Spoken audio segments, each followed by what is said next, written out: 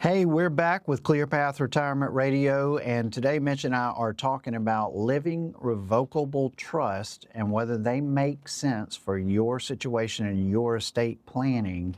And I would say that, Mitch, I think it's just a no-brainer. It's a no-brainer, Stewart. And again, we've been talking about misconceptions, and there's a lot of them, especially surrounding real estate. One of the main ones that I hear, we talked about, just to recap, we talked about at the beginning how the revocable living trust it's still in your Social Security number. It's still in your tax ID. You're not removing this asset from your estate. So one of the main misconceptions I hear is, hey, if I put my house, my primary residence, whatever it is, in a revocable living trust, I'm going to lose the step up in cost basis. We hear this all the time. And this is not the case. People will say, well, my grandma or my mom had a house and she put it in a trust and we didn't get the step up. So the revocable, a lot of people used to do these irrevocable trusts. This is when you remove it from your estate because the estate exemption used to be lower. But now with the estate exemption at $15 million essentially per person, at $30 million for a married couple, we're mostly just doing these revocable living trusts. And when you put your house in the revocable living trust, you don't lose the ability to step up the cost basis. So what that means is if you bought your house for $50,000 and you pass away and it's worth $800,000, the beneficiary is going to get a step up in cost basis. So they don't own it at that $50,000, so they can turn around and sell it right away and not owe taxes. But this remains true in a revocable living trust. You still own it. It's your tax ID. It's your Social Security. You still own the house. It becomes irrevocable once you pass. So you still are able to enjoy the benefit of a step up in cost basis, which is extremely important in retirement planning, is to be able to have that because real estate is appreciated so much. So one of the big misconceptions we hear is that, if I put the house in the trust, I'm losing the step up in cost basis. You're not. This is a revocable living trust. You don't lose the ability to enjoy that huge tax benefit that we get. And you'll still maintain full flexibility. But again, it's going to put it in that funnel. So instead of dealing with different probate courts and different beneficiary documents, let's funnel everything into one bucket. Let's retitle assets in the trust. Let's make the trust the beneficiary of investment accounts. It'll take 10, 15 minutes. Let's even, with after-tax accounts like investment accounts, brokerage accounts, if you have large brokerage accounts that you've just set up with after-tax money that you're holding stocks in, we can retitle those in the trust. That's even easier. You don't even need a trust. You don't even need a title company. You can just do that with Fidelity or Schwab or whatever the custodian is. Let's do all that. Let's take 20 minutes per account and set that up and save the next generation from hours and hours and hours of probate court trips and driving down there and phone calls with attorneys and staying on top of them and trying to wait for a follow-up. I mean, as you can imagine, Stuart, the probate court is the most efficient process we have in the world. So let's spend the time now to set that up to avoid the headache down the road. Yeah, and we get asked that a lot, like, what do I want to put in the trust? What don't I want to put in the trust? I would say one rule of thumb is you don't want to put pre-tax accounts in the trust, like IRAs and 401ks and that sort of thing, because those accounts are going to require minimum distributions at some point, and you want to keep those in your name so that the RMDs, the required minimum distributions, can be done correctly without confusion. But one thing that we do is we will make the trust the beneficiary of those type accounts so that when you do pass, the money goes into the trust and is distributed through the trust. For, like Mitch said, for brokerage accounts, those can be titled actually directly into the trust, as well as bank accounts and things of that nature, so that they are just automatically passed through, through the trust according to your wishes. A lot of people will say, well, what if I've added, gone ahead and added one of my children to the bank account? I mean, that can work too. But I think it's better and cleaner to do it through the trust for sure, right. Because we have seen hiccups with that sort of process of just adding them to the account.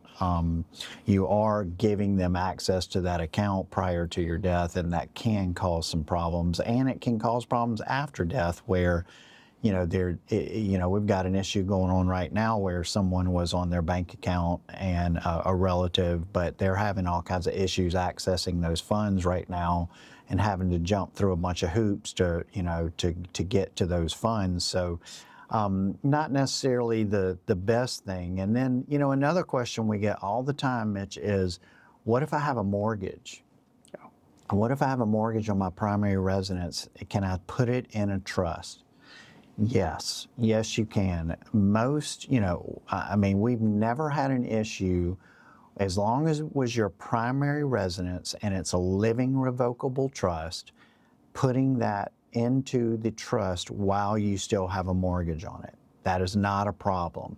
Where it can be a little more difficult is if you are putting, rental properties, you're putting land and things of that nature outside of your primary residence in the trust with a mortgage on it. Okay. And in that case, we just always recommend that you contact the mortgage company, and that you have a conversation with them to make sure that they're not going to try to call the loan or something if they see some change in ownership from you to your trust, which, we've never had that issue either, but it's just double check and make sure. We don't want any weird, stuff to come up. So you just want to kind of double check with them and make sure, like, hey, you guys okay with this? And usually it's never been a problem for them. They don't mind. They understand it's a living revocable trust. You still control it. You're still responsible for all the payments, and that it just isn't a problem. So if those things are holding you back, don't let those things hold you back either. Those things can easily be addressed, and we can help you certainly if you have questions on that. So, here's what I would say. Do the healthcare power of attorney, do the financial power of attorney, just God forbid in case you become incapacitated. And when I say that, I don't mean unconscious. I mean, you can and will get to a point in your life where you just can't make the best decisions anymore.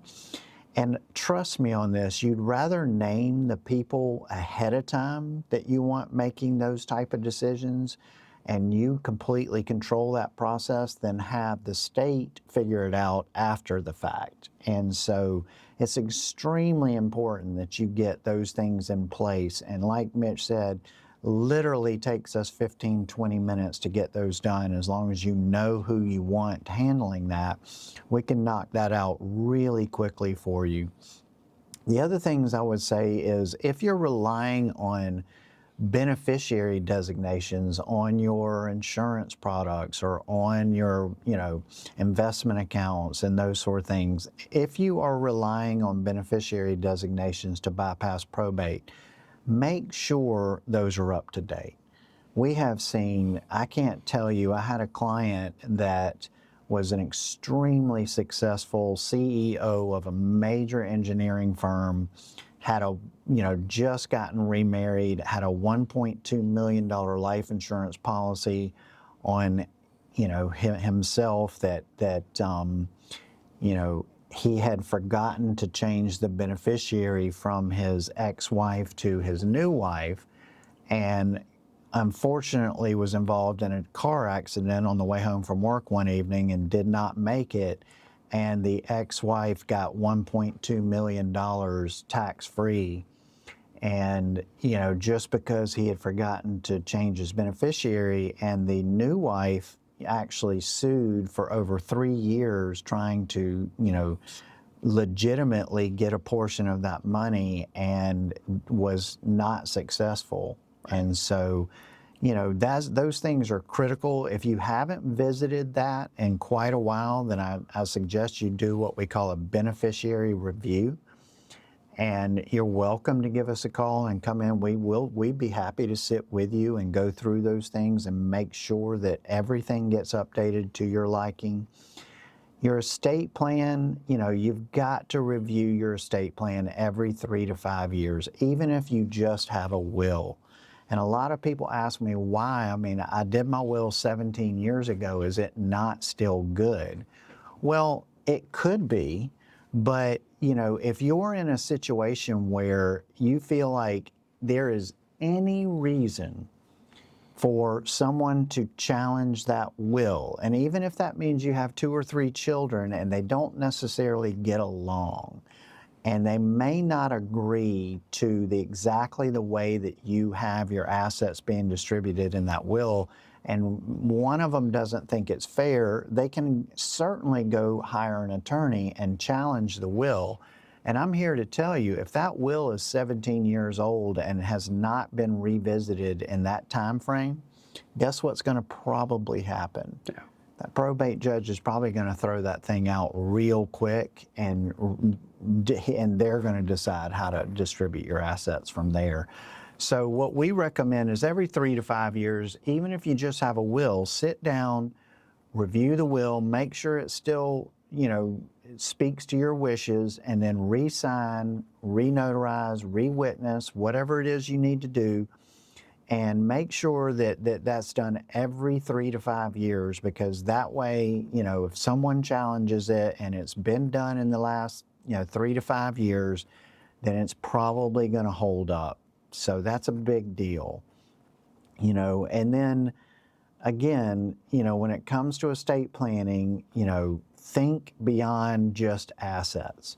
Your land, your house, your cars, your bank accounts, all of those things are ripe for, probate. And if you don't have those things set up correctly, if you haven't taken the extra step to go name a transfer on death or paid on death on those bank accounts, and you don't want to do the trust and retitle them in the trust, take that extra time, take that extra step. It's going to save someone a lot of hassle, and it's really not that difficult to do. And I have noticed that banks, when they set up, bank accounts, a lot of times they're not going to prompt you for that. That's something you have to go and ask for.